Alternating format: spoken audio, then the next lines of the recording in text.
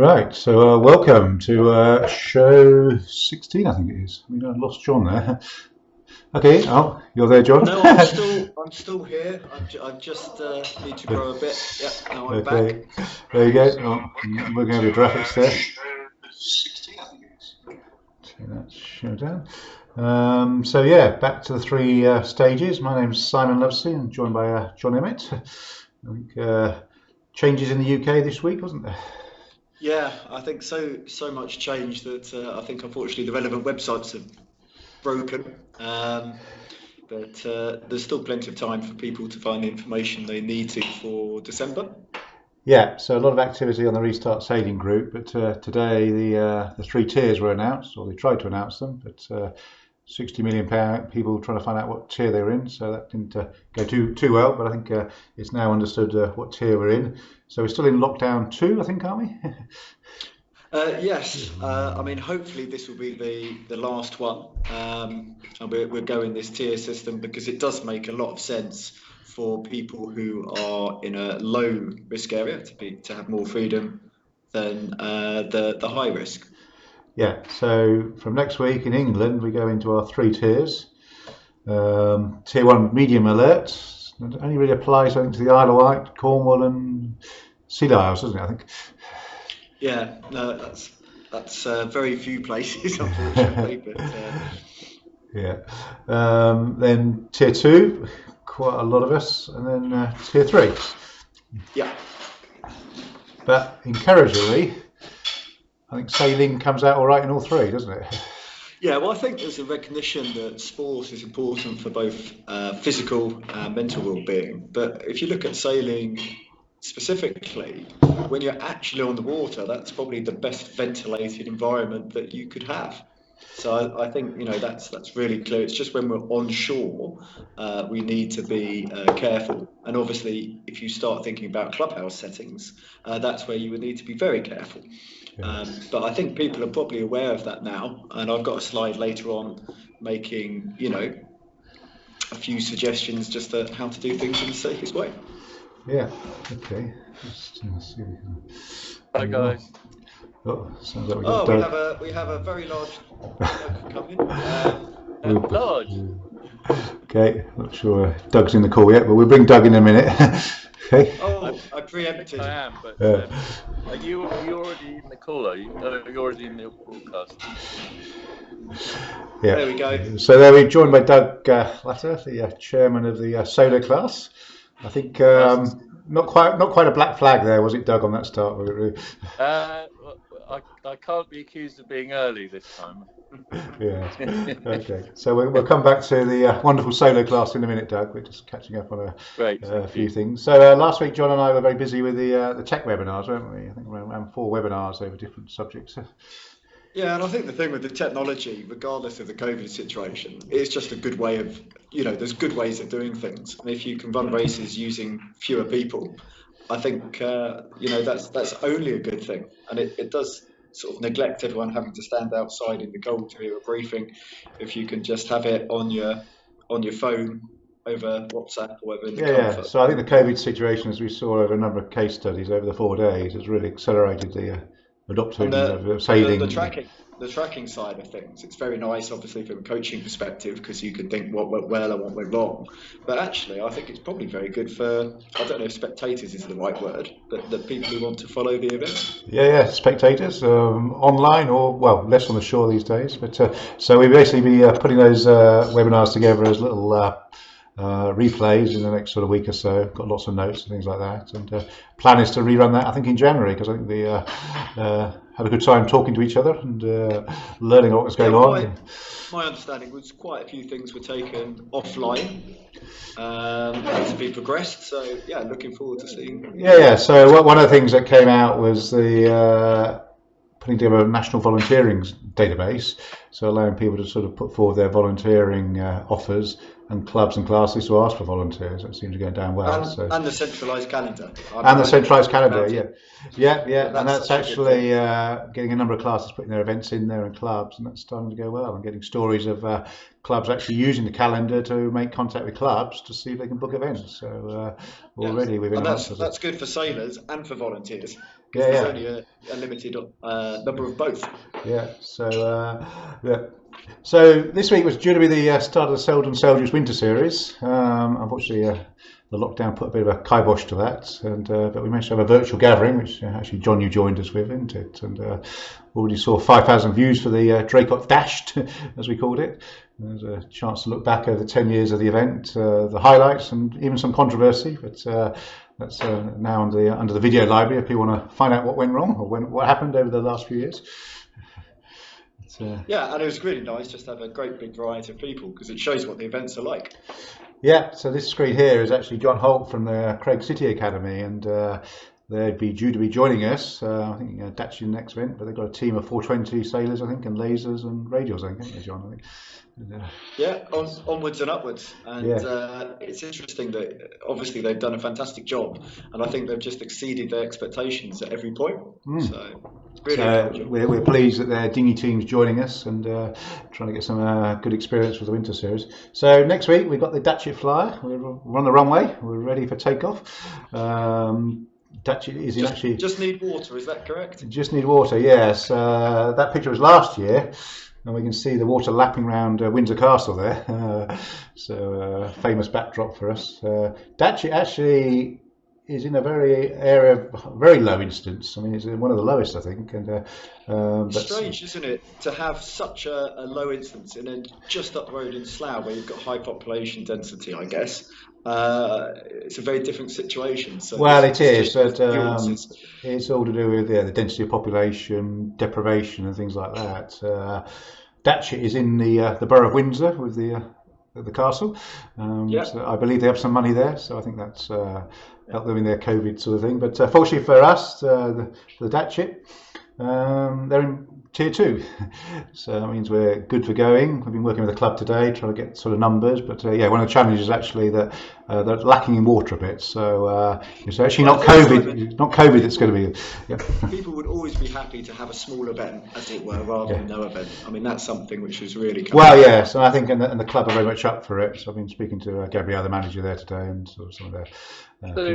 Guys, can you just clarify? So if we're in Tier 2, which an awful lot of us are, hang on, I'll just bring you. Hello, right. And sell competitively. So Doug is just coming in now with a quick question. Yeah. Is it possible to repeat the question, please, Doug? Yeah, sorry, I didn't realise that I was off air. So with the Tier 2 which is almost like a continuation of lockdown. And an awful lot of us are going straight into Tier 2. Does that mean, A, that we can go sailing, B, that we can go competitive sailing, and obviously then attend large-scale events like as one you're talking about? Well, the answer is yes, I think, isn't it, John? Right. Yeah, I mean, I've got to put my hand up and say I've not actually sat down and given a read through as thoroughly as it deserves. Yeah. But I think what will come out in the next few days is very clear. You know, people can put things in a green and an orange and a red to make things really clear. And this is the 3rd of December we're talking about, so there's plenty of time just to really look into the detail and to understand it. Yeah. But I think it's very good news. Yes, it is. Well, I think outdoor sport is actually listed as allowed in all 3 tiers, Doug, which is good. So it's a bit like going to a football match with 2,000 people. We're not limited on numbers. No, but obviously I think we need to follow the COVID sort of guidelines, so social distancing and all that sort of stuff, which obviously sailing's very good at. Tables. I have seen various tables out there, but I didn't actually put them in a slide because I wanted to check out that they were absolutely correct. Because the worst thing we could possibly do is put out this information there by mistake. But I think it seems all very positive at the moment. But having said that, people really need to be sensible, and the sailors as community need to take that responsibility. Yes, and what we're saying for the winter series, it is sort of down to the sailor to really interpret the laws that fit them, because there's now so many variants of a theme. So the sailor needs to understand where they fit in things in terms of travel and any other restrictions. And an organising authority could never take the responsibility to check absolutely everybody's particular case. That's the thing. I mean, obviously, they can't. No one can travel from, say, a tier 2 to a tier 3 area. So if an event was in a tier 3 area, people wouldn't be able to travel to it. But it doesn't seem to be any restriction on travelling down a tier. Yeah, well, that's our understanding. I think that again, that's sort of down to individuals' guidance. But yes, if we were in tier 3 for Datchet, it'd be a different conversation. But Datchet Reservoir slips very nicely into tier 2. Yeah. It's interesting for us on the south coast, the concept of travelling to the Isle of Wight, where obviously they're in tier 1, they're more or less. It seems very attractive to. They probably don't particularly want you, though, do they? Not you personally, Doug. Thank you, John. Just in case you were.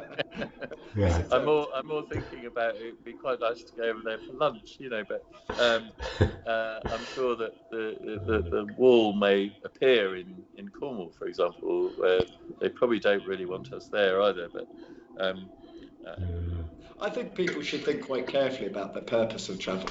That's my sort of internal guideline. But yeah, and I think to try to keep it to a minimum, but there is scope, as you say, Doug, in terms of travelling, and people are travelling from work, And I think you're in Wales at the moment, aren't you? So. Well, actually, I'm literally just back from Wales. Okay. Sort of raced back, but trying to race back across the Brecons is not ever successful. You are up against it all the time. So 5.5 hour drive straight into your seminar. So well, you're looking very chipper. Yeah. Delighted to be here, but and Wales is open, isn't it now? very, very, yes, absolutely open. So in Wales, the situation is there is no lockdown. There are still things like a 10 p.m. curfew in pubs and bars and what have you, but so everyone has to drink a lot quicker now. You have to get around to it. But I think in some places you need to have a substantial meal. So I have ex-university friends who are going to be having 5 substantial meals a day now. Well, there was a discussion amongst friends today about whether tapas, counted if you ordered enough dishes between you. But anyway, it's probably not the purpose of this meeting today. Yeah. But okay. There's a feeling, isn't there, about whether it's all really good news or it's just sort of keeping us under wraps so that we can deal with the 5 days of Christmas. I think it is good news. Yeah. What's the feeling in the solo class? Because I guess a lot of classes are towards the end of season. Maybe a quick sum up of 2020. Sort of talk about that, John. Thank you. So, I mean, obviously, it's been a hell of a year for us, and cancelling one event after another. I think we managed the winters, and about a week after the Arway Dinghy show, so that's taking us back some. But we only had 19 sailors. I think by then the writing was on the wall as to what was coming up. So 19 people attending a national event for us is unheard of. We're usually well up into the 70s to 90s. Trying to tickle 3 figures. Yeah. That's always the magic. If we can get 100 plus for our nationals, we know we're doing the job properly. But so it's been odd. We literally haven't had any other major events. There's been, for example, on the south coast, we actually managed 5 of our series events, and in the solos we have national events, regional events, and there are 7 regions, and there's an awful lot of events that we've put together. So the regional reps are organising roughly 12 regional events, and each region has a championship as well. So it kind of that's a lot of events. It's a lot of events. It's sort of 80 to 90 events, because some of them cross over. This event might also count. It might be a Welsh event. It might also count as a Western area event, and so on. So there are crossovers, but that's a lot of organising. So it's been really sad to see most of them cancelled, but the southern events managed 5 actual events which just about constitute a series, and similarly the Thames Valley. But we're very aware that those further north from us have mostly been restricted from doing their racing, and that's a sad thing. So you've got to try and keep people engaged. But I think it is understandable, though, Doug, isn't it, that the restrictions should be matching the situation there. 100%, yeah. But so we ran, and thanks ever so much for all the input that came. We ran an event using system. And Yeah, I remember it well. We got some screenshots from that coming up, Doug. We got some of the video from Limited, I think, going on. Sailing at 20 plus 35, wasn't it, John? Locations, and it was a fun day. I mean, whether the results really sort of reflect anything That's much. the most important thing, is it? Solo sailors getting together for the day, and one way or another, and the net result is, it's quite interesting that our membership numbers are actually up from last year. Oh, fantastic! So more people have signed up for membership to the class, and a lot of those are new members. So people who've moved across from double handers, for example, they've seen at their local club that the solo racing is absolutely tip top. Well, yeah, in terms of distancing, it's much easier to do in a single hander than a double, isn't it? Yeah. I mean, it might be close racing, and it certainly is close racing in the solo. There's never, one of our mottos is never sail alone in the solo, but you do sail more than 2 meters away from everyone else, and it is really, really close, even at club level, up and down the country. And let's face it, the solo is effectively the backbone of class racing in an awful lot of clubs, where we can have 20, 25 boats out in the thick of winter in a club that otherwise might have 10 boats out in the water in total of different classes. So it's really sort of key and that's attracted a lot of people in. I mean, thinking about the Sail Racer event, I guess there might be some sort of record for James Ripley for PRO for the most course areas ever. In one go, I don't think any other events get close, do they?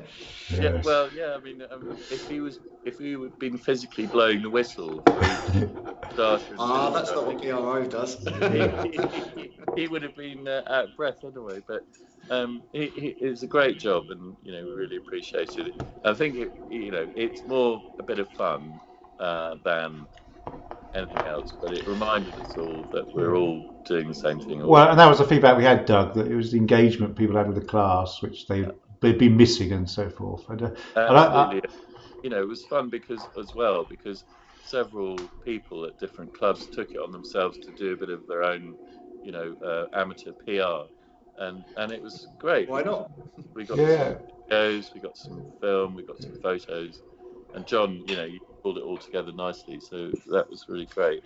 It was nice to talk to people up and down the country and knowing that people were getting out on the water, because we all felt a bit isolated, and I think that's probably why it was not good for people's mental health, because it's just not normal. Well, I mean, I've always said, no matter what the ailment might be, but you go sailing, you're always going to recover from whatever that ailment is. So that this is 100% good for you. Good for your mental health. Go sailing. Good for everybody. A little bit of fitness, because it's been a bit hard for us sailors to find other ways of getting fit. I mean, the people that you train, for example, John, are obviously fit as anything.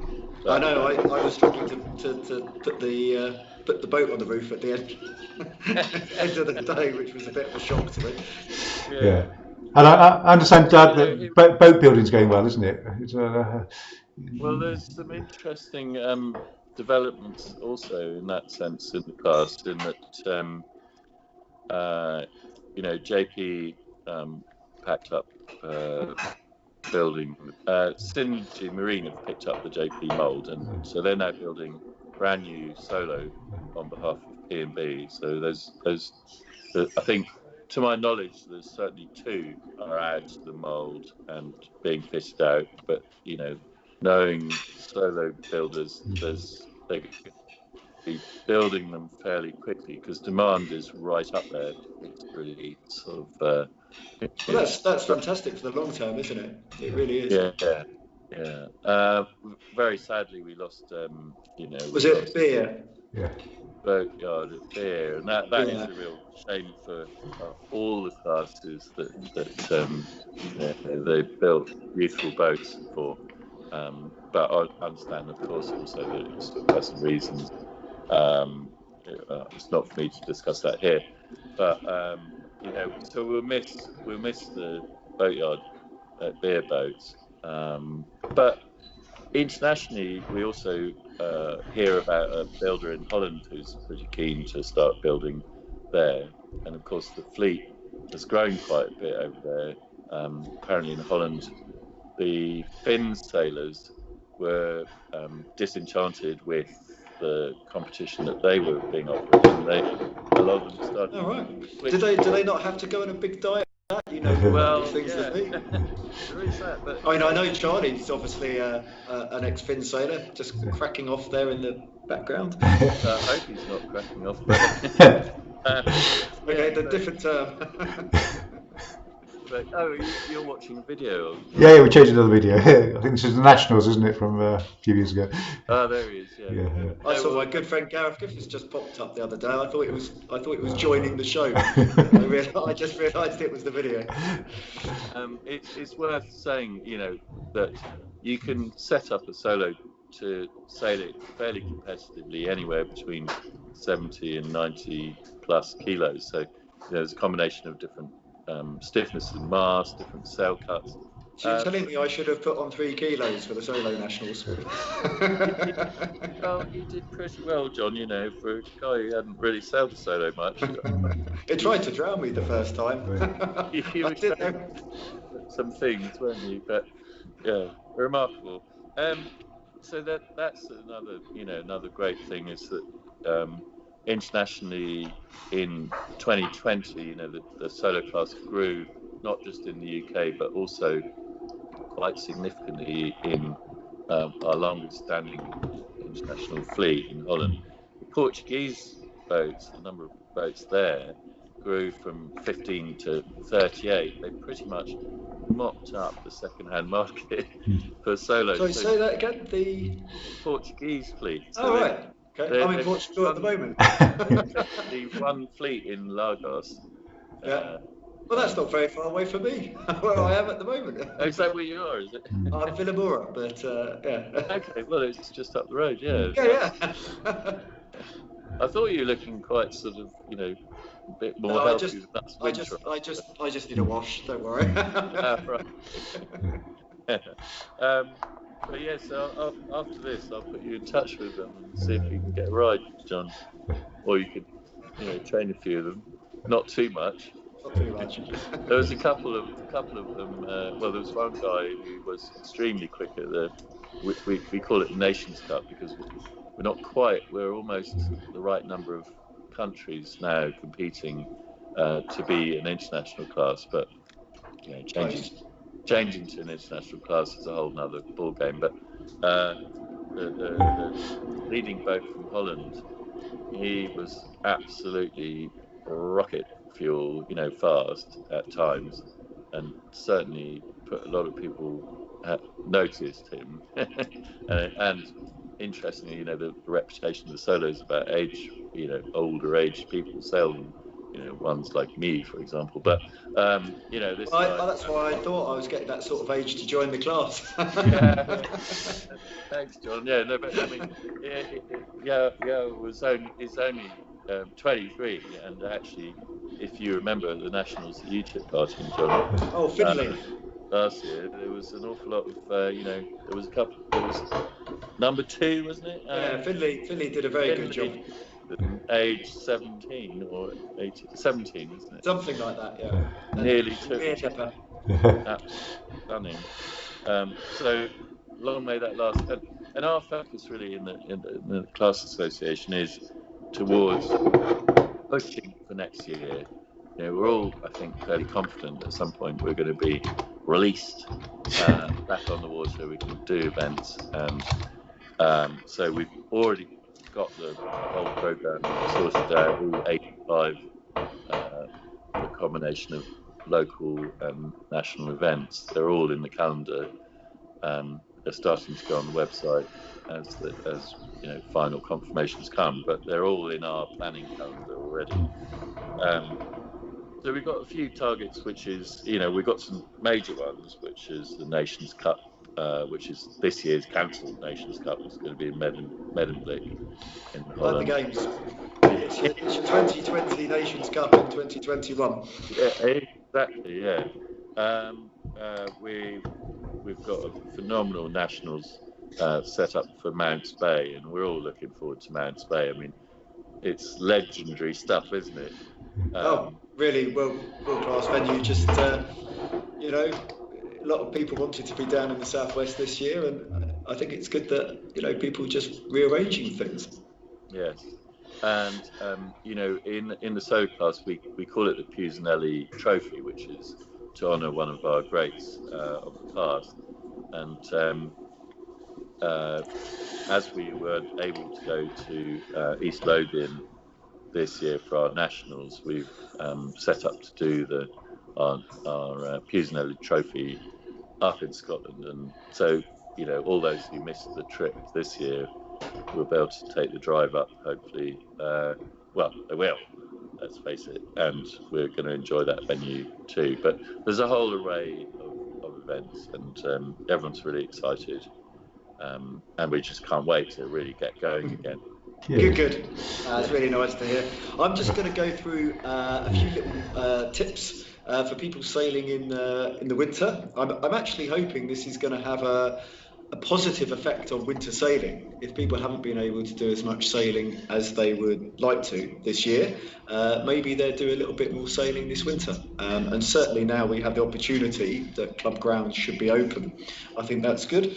And I think some of it is just common sense, but there's absolutely no harm in repeating it. And headgear during the winter months is very important. Now, I'm not going to go into statistics of how much heat you lose through your head, because it probably depends what else you're wearing, how much hair you got, whether your hair is wet, and goodness knows what. But the fact is, it is an important thing. And also to have good waterproofs, because whether that spray hits you or whether it goes off makes a big difference. And your waterproof clothing from 5 years ago may not be quite as waterproof as it was then now. And the gear which is available now is just so much better than it was 20 years ago. I find it hard to think that people wouldn't sail in the UK because it was too cold. I think it's about having the right clothing, and that goes for on shore as well. So in terms of changing, I was going to say dry robe. There's definitely other brands available, really good products, but that sort of product to keep you warm and get you changed quickly, but to have a spare change of clothes. So if you go to the sailing club and somehow get a bit wet, in other words, it rains or whatever before you go sailing, you want to be really sure you've got dry clothes to put on afterwards. And then just old school, because obviously the clubhouses in a lot of places where we go is to have hot food and hot drink. You can have a thermo bag and a thermo flask, and somehow that's just so much nicer when you come off on a warm day. And then in terms of the clubs, I just wanted to repeat some of the things I've said, crikey, for 15 shows now, because I don't think that they're a big ask. I mean, they might not always be necessary, but it's not actually a big ask, just to be really careful on shore that you keep your social distance, to have a mask available in case you need it. And I think hand sanitizer, I mean, actually soap and water has been proved to be very good, but hand sanitizer, it's a very easy thing, and you can just stick a bottle of it on the places that people might need it, and it's not going to cost the club an arm and a leg, and you never know, it might reduce somebody's viral load. So 3 simple things, and I just can't see a reason for not doing them, and we've got the time. And I think this will probably be normal over the winter, and it should be. I mean, I'm so used to wearing a mask. When it got a bit colder and I did need to wear it, today I left it on because it was quite nice cycling home. And then hopefully in the next show, we'll be able to talk a little bit more about what events are happening over the winter, because there's still a little bit of uncertainty, but as Simon said, things are looking pretty good. So we go through that, and we're joined by a young Jamie Cook in the 420 class. Great. Good. John, can I pick up? Is he joining you now, or are we still going? You need to look at the slide, Doug. I hope I've got this correct. Sailing show number 17, 10th of December, 2 weeks' time. Apologies. 7 p.m. My tech department has, gone home. But no, it's good, because the vital information people need to like, share, and follow, and then they get the little reminder and they can't possibly miss it. I was just going to pick up on a couple of things you said about winter sailing. So, something we've found really useful at the two clubs I'm a member of is we've got WhatsApp groups, either for class or for just those who regularly go sailing. And I am in so many WhatsApps, it's ridiculous, and there's currently about 6 of them, all with the word Villamora in it, which doesn't help me very much when I'm trying to work out who I'm talking to. But you mentioned the words old school, which kind of ring quite a lot of bells to me, because when I was sailing in the winter when I was a young nipper, wearing, there wasn't any wetsuits even. I didn't have one anyway, so I wore 3 pairs of jeans and one of those. Were you a 1-piece or 2-piece man when they came out? I had 1-piece red Musco piece kit, 4 jumpers. I was there. And 2 hats. It was great. It was very, very cold indeed. But what I find now is that people do put themselves off. They read the forecast on their phone whilst they're all tucked up in bed in the morning, and they don't go down to the club. And actually, it's always worth going down to the club, because distance, you can have a nice chat to other people, and when you're down there, somebody's going to go, yeah, we're going sailing. I'm not advocating going outside your comfort zone at all. I think you're talking about peer pressure, aren't you? Well, maybe. Go on, off you go, on the water. The fact is, it always looks worse on your phone than in reality. Not 100%. I'm talking about, from experience, having cancer. We'll have a chat offline about the best weather forecast to look at. Okay, but the point I'm making is, still make the trip down to the sailing club. We don't have to wear, we're not there in 3 pairs of jeans and a bright red old style 1-piece kit. We've got the kit, we've got all our sailing buddies there, and it's always worth going down. And there's so much activity that can still take place, in December, and really, really, personally, I'm really looking forward to that. Can't wait to get back on the water, and whether it's going to be informal or formal racing, I'm there. It's still on the water, isn't it? No, that's cracking advice. Well, thanks very much for joining us, Doug. I'm glad the traffic on the M4 wasn't too bad. I'm sorry I gave you a heart attack. Your guest wasn't quite at home yet. Well, I had to cycle pretty fast myself to make it, so. You must have the wind behind you. I had, electric vehicle power. Not quite, but nearly. Anyway. Right. Thanks very much. We hope to see everyone on the water soon, or certainly somewhere. and Simon, all the best with the coming events. That's really exciting. Yeah, we will be reporting back in the next 10 days or so. Thanks very much, and good night. Great, thank you. Okay. All right.